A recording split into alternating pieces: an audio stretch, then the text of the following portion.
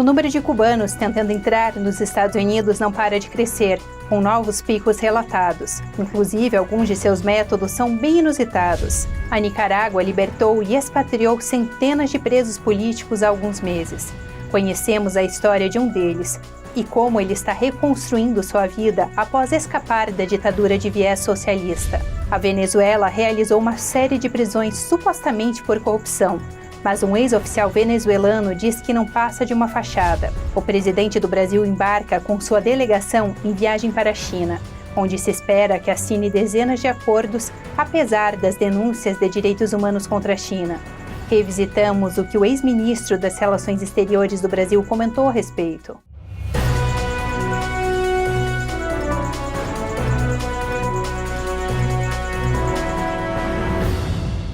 Boa noite e seja bem-vindo ao Jornal da NTD. Eu sou Emanuele Couri.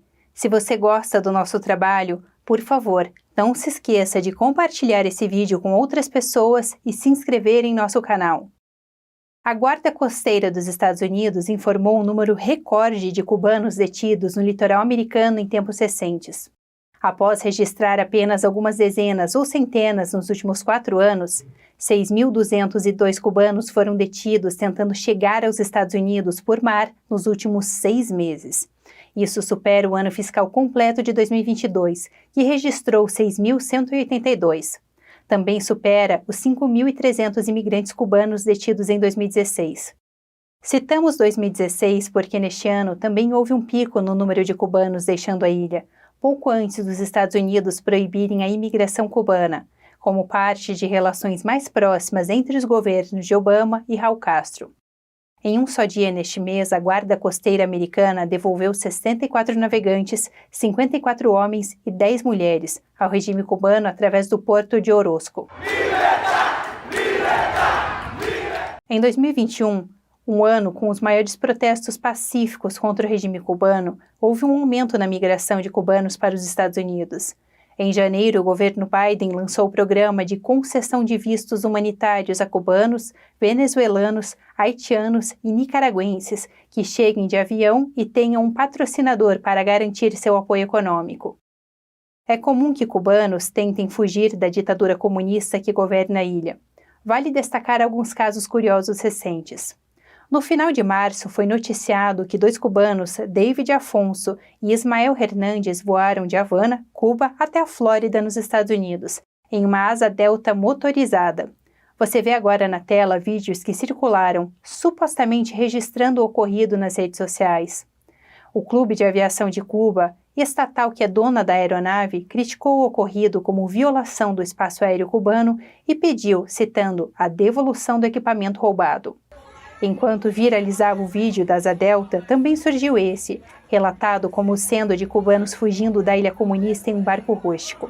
Eles foram avistados por um navio de cruzeiro americano no trajeto. Falando sobre imigrantes, um ex-preso político, recentemente libertado da ditadura de viés socialista da Nicarágua, conta como foi a reclusão e também sua nova vida. Mas apesar de expatriado, ele não deixou de lutar por seu país. Vamos conhecer essa história. A quase 5.000 quilômetros de sua terra natal, Marlon Antônio Narváez Franklin, ex-preso número 143 dos 222 presos políticos libertados em fevereiro, vive agora uma vida muito diferente dos últimos quase 3 anos que passou sob o jugo do regime de Daniel Ortega. Bonito, né? Na Nicarágua não tem isso. Narváez estava cumprindo uma pena de 28 anos, por ter participado dos protestos de 2018 contra a ditadura de extrema esquerda, quando mandaram para Washington e retiraram sua nacionalidade nicaragüense. A polícia começou uma perseguição. Eles emitiram um mandado de prisão pelo simples fato de levantarem a bandeira do meu país e gritar com a polícia que eles estavam cometendo um erro, atirando em estudantes, espancando os idosos do meu país. Me condenaram a 28 anos porque eu não disse quem estava promovendo as marchas cívicas, algo do qual eu não tinha conhecimento. As marchas cívicas, em qual eu não tinha conhecimento. A vida na prisão era muito triste. Segundo Narváez, a comida estava contaminada com dejetos de ratos e baratas, e a água suja pingava nos potes de comida. Com as duras condições da prisão, ele disse que inclusive chegou a pensar em tirar a própria vida. No entanto, sua história não foi esquecida. Miriam Salvado, que mora em Minnesota, soube da situação de Marlon por meio de uma organização. Então ela e o marido decidiram apadrinhar financeiramente ele e sua família. Quando os presos políticos foram libertados, Miriam ouviu no noticiário a lista onde aparecia o nome de Narváez. Me deu tanta alegria. Eu gritei e disse ao meu esposo: libertaram ele, Miguel, libertaram ele. E depois entrei em contato com a mulher dele. O jovem nicaragüense ainda está assimilando a mudança repentina. Assim que saímos do avião aqui nos Estados Unidos, em Washington, nós pudemos respirar ar puro, como se diz, né? E nos damos conta de que estamos livres, porque não sabíamos se iam nos mandar para outra cadeia. Não sabíamos nada. Com o apoio da família Salvado, Narváez começa uma nova vida. Agora, ele está se preparando para dirigir um trailer. Ele disse que o mais difícil foi ficar longe dos filhos por quase 3 anos e não vê-los crescer. Dói a alma ficar sem a família aqui, mas não há outra escolha, a não ser continuar lutando por ela. Agora temos um propósito a mais pelo qual lutar. Meus filhos, você entra em um avião de repente, algo que ninguém esperava e não pode se despedir de seus filhos ou de sua mãe. Mas ele não se arrepende de ter lutado pela Nicarágua. Ele diz que se tivesse que fazer de novo, faria pelo país onde nasceu. Eu pretendo voltar para o meu país. Meu país, eu não vou nunca abandoná-lo, porque agora não tenho nacionalidade, porque o governo, o que quer que digam, nós somos sempre nicaragüenses. Nascemos na Nicarágua, vamos ser nicaragüenses, e eu vou morrer na minha terra. A ditadura venezuelana prendeu 51 pessoas nas últimas semanas por um esquema de corrupção na PDVSA, abreviatura de Petróleos da Venezuela S.A., a petrolífera estatal do país. Os envolvidos no caso foram acusados de vários crimes, incluindo apropriação de bens públicos e branqueamento de capitais.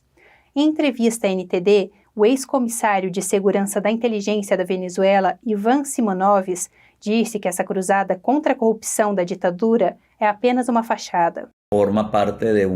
É parte das tentativas de dar uma maquiada para ficar bem na foto. E estão precisando disso, porque não há lugar do planeta onde não se pense ou não se comente ou não se assuma que o Estado venezuelano é absolutamente corrupto.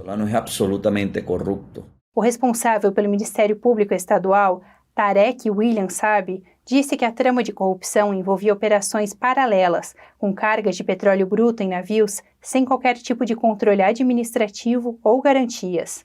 Simonovic disse que casos parecidos já foram apresentados antes, como o do ex-presidente da PDVSA, Rafael Ramírez Carreño, que foi uma das peças mais importantes de Hugo Chávez e acabou acusado de corrupção. A onda de prisões também implicou a renúncia do ministro do Petróleo, Tarek al-Hassami, uma das figuras mais fortes do chavismo. A respeito, Simonovic explicou por que acredita que ainda não foi preso. Tarek el-Hassami é intocável. Ele faz parte de um grupo que trabalha há anos para apoiar a revolução na Venezuela. A família de Tarek el-Hassami estava ligada a grupos terroristas como o Hezbollah. Seu tio é um líder do Hezbollah. Su papá está muy vinculado a gente iraní de Síria. Seu pai está intimamente ligado a gente no Irã e na Síria, e isso o torna uma pessoa que desfruta de proteção que definitivamente não acabará depois de ele ter deixado o cargo. Não vai passar allá de este cargo. A ditadura socialista venezuelana prepara uma lei sobre medidas para recuperar bens conectados a casos de corrupção. Simonovic acredita que isso serve apenas aos interesses da própria ditadura. Por fazerem parte da corrupção, todos enriqueceram de forma asquerosa com o dinheiro do Estado. Então aquela lei é uma lei que seguramente se ajusta a alguns interesses políticos, não os interesses do Estado. O analista venezuelano também destacou que há muito existe uma luta de facções entre os integrantes da ditadura e que desde o exílio venezuelano este combate à corrupção é percebido como uma mentira. Vivemos como mortos-vivos, sem alma. Foi o que disse o ex-comissário da polícia chinesa e ex-vice-chefe do Ministério de Segurança Pública da China, no novo documentário que estreia em breve em nossa plataforma de streaming, Epoch TV Brasil. Neste documentário especial, trazemos uma série inédita com depoimentos de ex-funcionários do Partido Comunista Chinês, que desertaram. Eles foram colhidos pela premiada cineasta americana Kay Rubachek e contam em detalhes como era trabalhar lá. Se prepare para mergulhar no mundo distorcido do governo comunista da China e conhecer os fatos que foram escondidos do grande público. Aponte a câmera de seu celular para o QR Code que está na tela ou clique nos links na descrição e nos comentários para conhecer mais de nossa plataforma e nos ajudar a continuar nosso trabalho baseado em verdade e tradição. E o presidente Lula da Silva embarcou hoje rumo à China, onde cumprirá a agenda em Pequim e Xangai. No itinerário está inclusive um encontro com o secretário-geral do Partido Comunista Chinês, Xi Jinping. É esperada a assinatura de mais de 20 acordos entre os dois países. Lula vai acompanhado de uma delegação que inclui o presidente do Senado, Rodrigo Pacheco, e uma série de outros parlamentares, bem como oficiais do executivo. Isso conforme se acumulam, pelo lado do Partido Comunista Chinês, violações documentadas de direitos humanos, o uso de intimidação militar e econômica e a intenção declarada de modificar a ordem das coisas globalmente rumo ao autoritarismo. Há alguns dias, o jornalista Marco Schottges, NTD, conversou com o ex-ministro das Relações Exteriores do Brasil, Ernesto Araújo, para saber sua perspectiva sobre o que espera da viagem. Você confere novamente a entrevista exclusiva. Olá, Ernesto. Muito obrigado por conversar conosco novamente. Um prazer te receber no programa. Legal, Marcos. Uma alegria estar com vocês aqui. O presidente brasileiro se prepara para uma viagem à China em breve e tem sido noticiada a presença de dezenas de parlamentares. É esperado que sejam assinados acordos aproximando as duas nações. O que você projeta a respeito da ocasião? Bom, eu acho que a viagem vai confirmar um projeto desse governo Lula, que é um projeto realmente de colocar o Brasil definitivamente na órbita econômica e geoestratégica da China, né? Não é uma viagem entre outras, é uma viagem para confirmar, olha, nós agora somos realmente parte de um projeto chinês, né? Nós somos parte de uma engrenagem montada pelo Partido Comunista Chinês. Eu acho que isso já está ficando claro aí pelos acordos que estão sendo pré-anunciados, né? E que farão parte, talvez os principais, farão parte dessa visita, o comércio em yuan, investimento em agricultura, né, transformando definitivamente também o agro brasileiro em um agro chinês localizado no Brasil e assim por diante. Então, eu acho que isso vai deixar claro também o seguinte, que não existe uma dualidade na política externa brasileira atual, desse governo, como às vezes se tem falado, de que, olha, está tentando agradar o Ocidente e, ao mesmo tempo, tentando agradar o bloco totalitário, né? Não, o Brasil faz parte agora do bloco totalitário e, sim, tenta agradar o Ocidente, Estados Unidos e Europa, basicamente com o discurso climático, né, em relação à Amazônia, que é uma questão de discurso mais do que prática, porque a gente não está vendo nenhuma mudança aí efetiva em termos de proteção ambiental, mas isso parece ser suficiente para as ditas democracias ocidentais como carta de entrada, digamos, do Brasil nos ambientes aí onde eles falam, né? Agora, naquilo que conta, que é não só a economia, mas a economia, toda a dimensão geoestratégica, militar, inclusive, o Brasil entra num bloco totalitário comandado pela China e eu acho que a visita de Lula confirma isso. Como você citou, mesmo antes da viagem, foi já anunciado um acordo para haver o comércio bilateral sino-brasileiro sem o intermédio do dólar.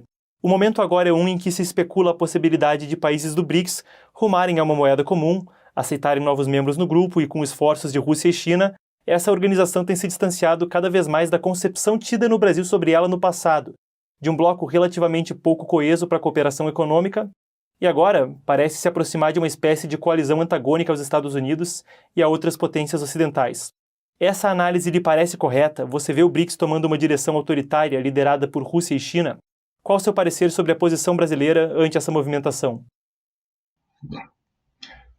Marcos, infelizmente eu vejo sim. Eu vejo o BRICS ampliando sua área de atuação para deixar de ser realmente um fórum de conversas para ser uma aliança, para ser uma aliança econômica, geoestratégico, militar, né?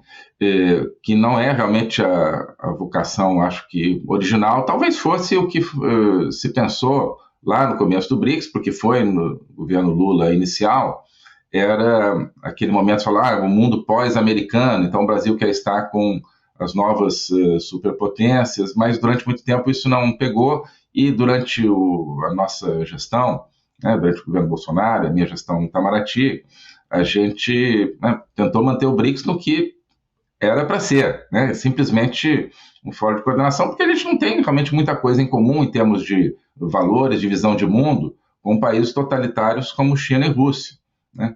Inclusive, na época, a Índia também estava querendo minimizar o BRICS, né, por ser um país democrático. Então, alguma cooperação aqui e ali, específica, mas não uma aliança. E agora, eu acho que realmente estão investindo naquela visão o mundo pós-americano, então aqui são as novas superpotências e o Brasil quer estar junto. O que significa o mundo pós-americano? Não é questão de ser os Estados Unidos ou a China, é questão de você vai ter um mundo centrado na liberdade ou um mundo centrado na sociedade de controle, né? E o BRICS parece ser um dos principais instrumentos aí para criar essa sociedade global de controle, né? Infelizmente, sem que muita gente do Ocidente perceba, né? Então, o BRICS vai ser um dos instrumentos aí para a construção do que o Partido Comunista Chinês chama, né, a comunidade de destino comum da humanidade, né, que eu digo que é a comunidade de destino comunista da humanidade, né, porque vai ser realmente algo baseado não em algo universal, mas naquilo que é a China. A China vai comandar agora, o mundo vai ficar mais parecido com a China. E pode dizer, isso é inevitável. Nada é inevitável, né, quando você tem a coragem de defender aquilo em que você acredita. Então, no fundo, o BRICS é um desses instrumentos pelos quais o Brasil passa a trabalhar por esse mundo com menos liberdade, por esse mundo com mais controle, com mais vigilância, com mais opressão, com mais censura. É isso que os brasileiros querem? Eu acho que não, mas muita gente não está enxergando isso. Você citou o BRICS como um instrumento para possivelmente colocar o Brasil e o planeta, ou parte dele, em um rumo mais totalitário. Algo mais que o regime chinês tem utilizado para promover seus interesses é a influência em parlamentos, e os partidos dos parlamentares incluídos na comitiva possuem laços históricos de coordenação, de proximidade com o Partido Comunista Chinês. Você imagina, a partir da viagem que vem aí, a possibilidade de algum esforço para avançar o interesse chinês também no Congresso Nacional? Sim, totalmente. A China tem esse tipo de programa de ação de conquistar espaço, influência na política interna, nos parlamentos nacionais de praticamente todos os países. Isso tem sido cada vez mais estudado, né? Infelizmente no Brasil não se estuda muito isso, mas nem precisa estudar porque é muito transparente, né? Mas tem sido estudada essa estratégia chinesa na Europa, nos Estados Unidos, na Austrália, na África, no restante da América Latina, né, no restante da Ásia também, claro. Então, isso é um dos instrumentos, sim, pelos quais a China adquire controle sobre as decisões de outros países. E no Brasil, né, o nosso parlamento tem as debilidades que tem, né? Eu tenho caracterizado o nosso sistema político, né, não só o parlamento, mas no qual o parlamento desempenha um papel fundamental, como o corruptariado, não que todos necessariamente sejam corruptos, mas a seiva dessa construção é a corrupção, é o dinheiro fácil, é o dinheiro que circula, né, sem um controle né, efetivo. Então, a China sabe disso e a China então, consegue influência sobre parlamentares, não é pela simpatia, né, não é pelo interesse da cultura chinesa ou da literatura, não. Né, é porque a China fala alto ao bolso dos parlamentares brasileiros, fala alto ao bolso do corruptariado brasileiro. Com isso, ela vai garantindo cada vez mais que decisões importantes do Brasil sejam sempre tomadas em favor de interesses chineses, não de interesses brasileiros, né? Nós temos na nossa Constituição, no artigo 4º, as cláusulas que dizem como é que tem que ser, quais são os princípios da relação internacional do Brasil. O primeiro deles é a independência nacional. Como é que você vai manter independência se você tem um parlamento onde qualquer decisão que afete a China, quando chega na mesa de um deputado, de um senador, ele sempre vai optar pela opção pró-chinesa? Como é que você vai ter independência nessas condições? Então, isso tudo vai também criando um círculo vicioso, cada vez mais dependência comercial, cada vez mais dependência dos investimentos chineses, cada vez mais participação chinesa na infraestrutura do Brasil, nos portos, nas estradas, na agricultura, obviamente, que vai realmente acabando com essa independência do Brasil. As pessoas, quando tem que tomar uma decisão, vão olhar para Pequim. Isso é o que está acontecendo. Ernesto, muito obrigado por nos atender novamente e até uma próxima ocasião. Muito obrigado a você, Marcos, a todo mundo que está assistindo aqui. Isso é tudo por hoje no Jornal da NTD. Se você ainda não conhece nossa plataforma streaming Epoch TV Brasil, fica o convite. Você pode acessá-la através dos links na descrição do vídeo ou apontando a câmera de seu celular para o QR Code que está na tela. Muito obrigada por assistir e eu te aguardo numa próxima.